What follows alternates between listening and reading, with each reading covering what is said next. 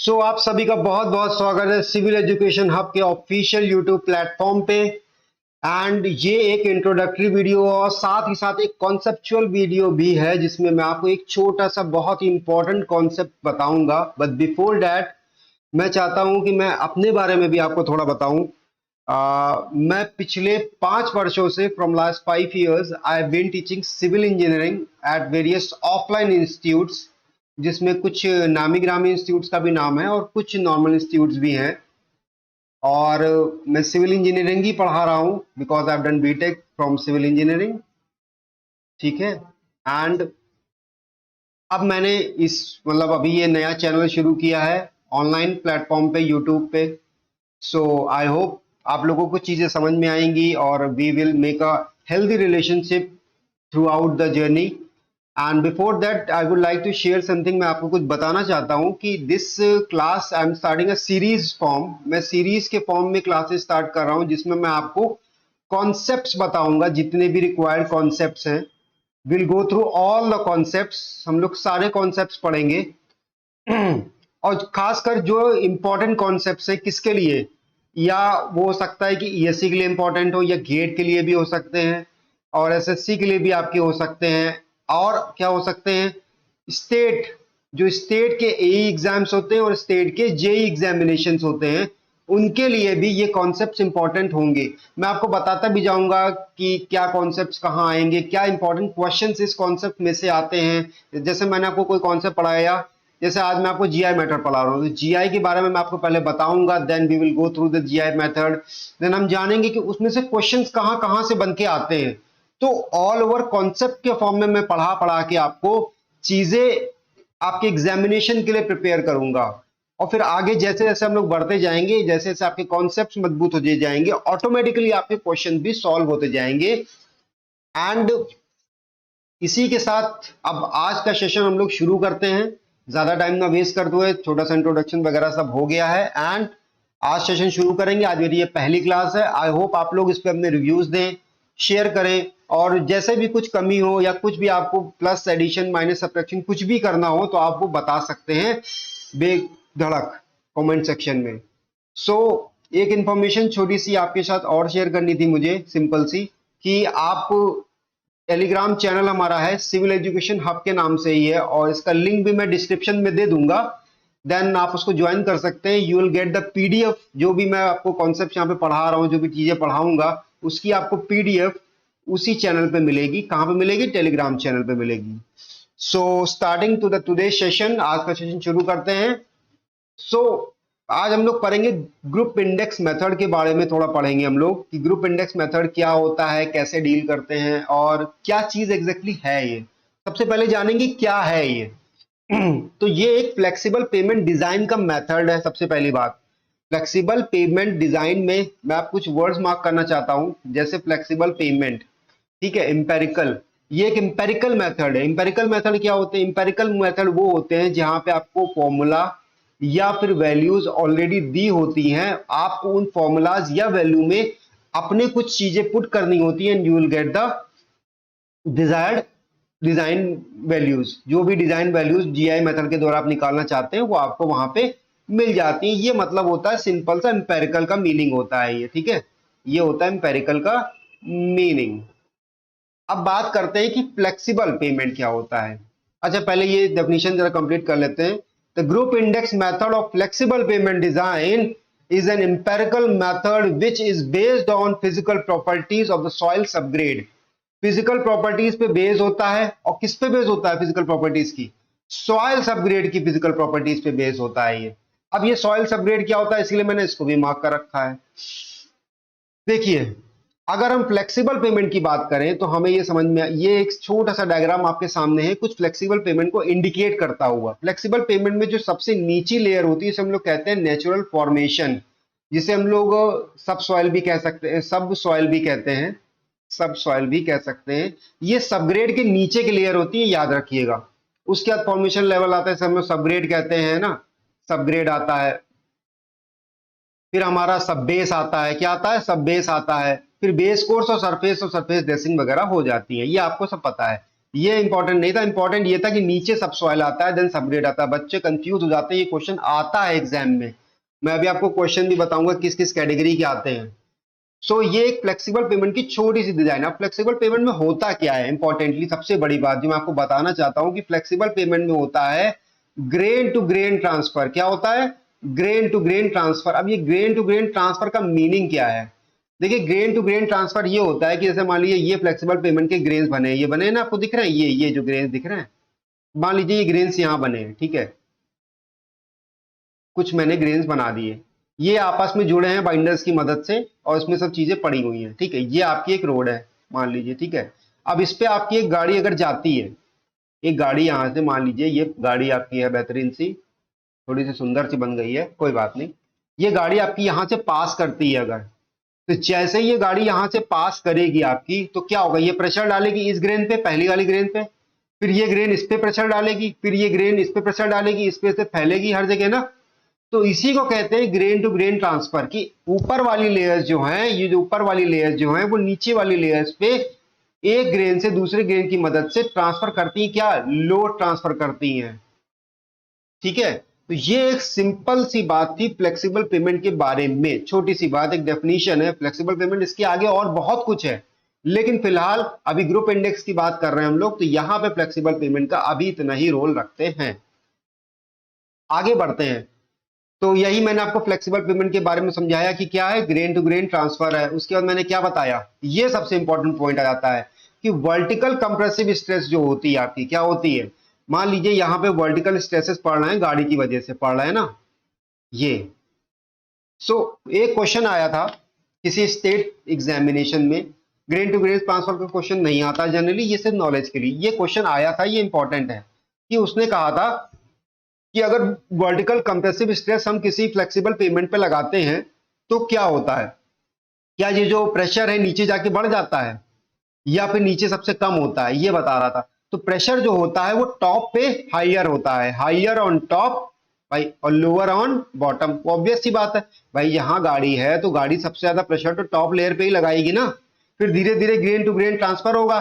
Grain की वजह से क्या होगा, ग्रेन अपना लोड जो है बाकी ग्रेन्स पे डिस्ट्रीब्यूट करेगा, और जैसे जैसे वो ग्रेन अपना लोड डिस्ट्रीब्यूट करता जाएगा, गाड़ी का लोड डिस्ट्रीब्यूट करेगा, यहां नीचे वाली लेयर पे सबसे लोएस्ट चला जाएगा हमारा, क्या चला जाएगा, लोएस्ट हो जाएगा, क्या, प्रेशर, कंप्रेसिव स्ट्रेस हमारा लोएस्ट हो जाएगा। तो यही एक छोटी सी बात थी जो एक एग्जामिनेशन में आई थी, आई थिंक एमपीपीएससी एई में ये आया था क्वेश्चन आपका, एमपीपीएससी एई का प्रीवियस ईयर क्वेश्चन है। अब बात करते हैं जीआई मेथड की, कि जीआई मेथड ये है क्या, कैसे अप्लाई करेंगे, ये एप्लीकेशन पार्ट है यहाँ पे, ठीक है, क्या है, ये एप्लीकेशन पार्ट है। तो फॉर्मूला है सिंपल आपके सामने, क्या है, GI group index is equal to 0.2 A 0.005 A into C plus 0.01 B into D. ये सिंपल हमारे पास फॉर्मूला है, क्या है, 0.2 A plus 0.005 A into C plus 0.01 B into D. अब इसमें क्या ए बी सी डी ये क्या चीजें हैं, ये हम जानने की कोशिश करेंगे। तो देखिए, इसमें आपके पास ए जो है वो होता है P minus 35 and this value should not be greater than 40, this should not be greater than 40, ठीक है। अब ये P माइनस 35 चीज क्या है मैं आपको बताता हूं, ये देखिए, ये 40 से ज्यादा नहीं होनी चाहिए। P क्या होती है, सबसे बड़ी बात, P होती है परसेंटेज ऑफ पार्टिकल्स पासिंग, कहां से पास कर रहे हैं, percentage of particles passing 75 micrometre C, जो 75 माइक्रोन या फिर 0.075 सॉरी एमएम की सीप से पास हो रहे हैं, क्या हो रहे हैं, पास हो रहे हैं, वो यहां पे P है। Then P minus 35 is in percentage, भाई ये भी परसेंटेज में है वैल्यू P की, तो ये भी परसेंटेज में, एंड दिस होल जो आंसर आएगा आपका, ये आपका 40% से ज्यादा नहीं होना चाहिए। सेम फॉर बी, बी में क्या है, P minus 15 should not be greater than 40, यहां भी 40 का क्राइटेरिया हमने लगा दिया। ग्रेटर देन 40 का भी मतलब मैं आपको समझाऊंगा कि क्या है।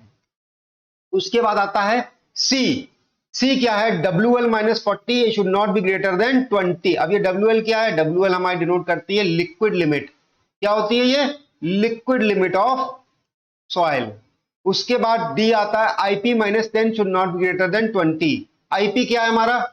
आईपी हमारा है प्लास्टिक सिटी इंडेक्स कहलाता है। ये क्या कहलाता है? Plasticity index. ठीक है, तो ये चारों चीजें आपकी मैंने डिफाइन कर दी, क्या क्या है, इनकी क्या लिमिट्स है। A is equal to P minus 35 should not be greater than 40, B is equal to P minus 15 should not be greater than 40, C is equal to W L minus 40 should not be greater than 20 and I P minus 10 should not be greater than 20। अब ये जो criteria मैंने आपको बताए हैं, समझाए हैं, इसमें ये लिमिट जो दी है आपकी 40 40 20 20, ये क्या है? इसका ये मतलब है कि इससे ऊपर तो ये नहीं हो सकता है, पहली बात तो ये।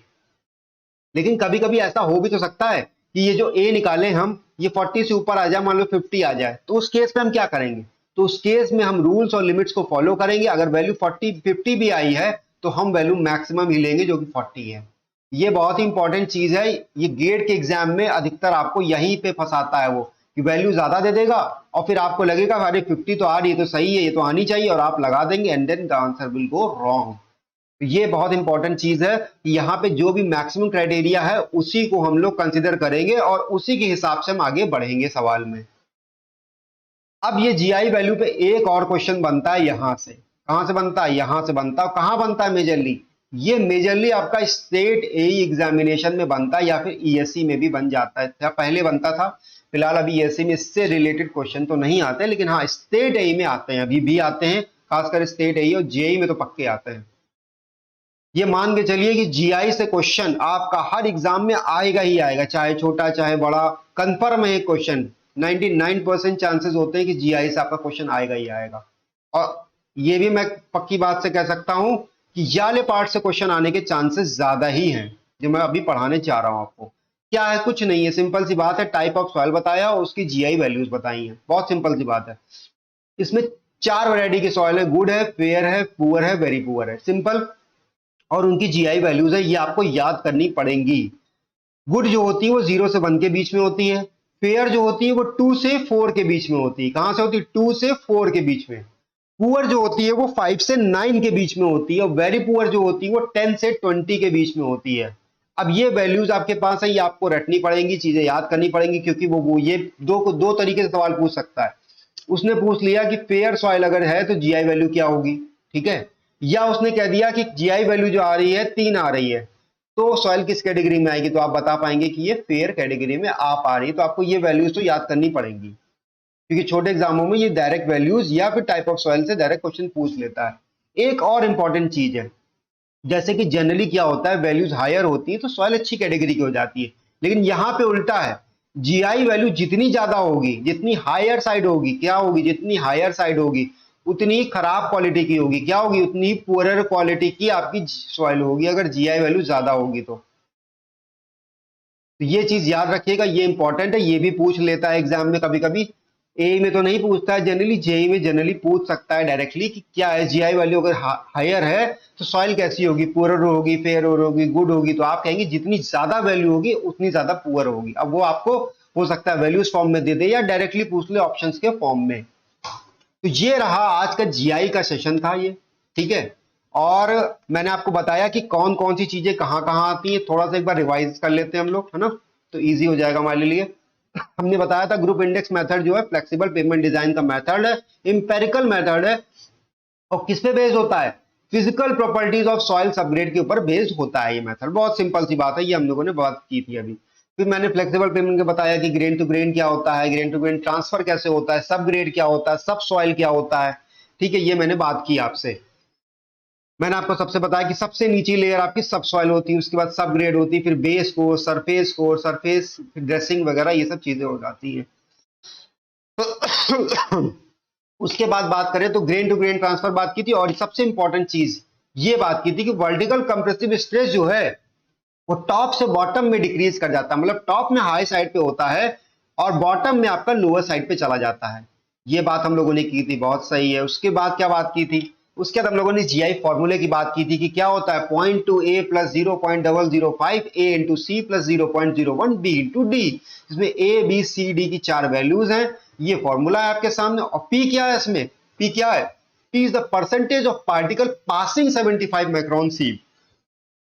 याद रखिएगा, पास कर रहा है, रिटेन नहीं कर रहा है। कभी कभी क्वेश्चन में रिटेन वाला आपको दे देता है, उसने कह दिया क्वेश्चन में सारी वैल्यूज आपको दे दी और लिख दिया कि percentage of soil retained is 68%। मान लीजिए रिटेन सॉइल का परसेंटेज दे दिया 68%। अब आपको रिटेन का सॉइल का दे रखा, तो 100 में से आप 68 घटाएंगे, जो आएगा वो आपका सरफेस पासिंग हो जाएगा। तो इस चीज को याद रखिएगा। प्लस मैक्सिमम लिमिट याद रखिएगा कि क्या किसकी क्या क्या मैक्सिमम लिमिट है, क्योंकि ये मैक्सिमम लिमिट तब काम आएगी जब आप बड़े एग्जामिनेशन देंगे, गेट ईएससी या फिर किसी स्टेट एई में भी आ सकता है। अच्छे स्टेट एई होगा जैसे यूपी पीएससी वगैरह होगा, तो वहां पे इसके आने के चांसेस काफी हो जाते हैं। ये मैक्सिमम वैल्यू इंपॉर्टेंट है।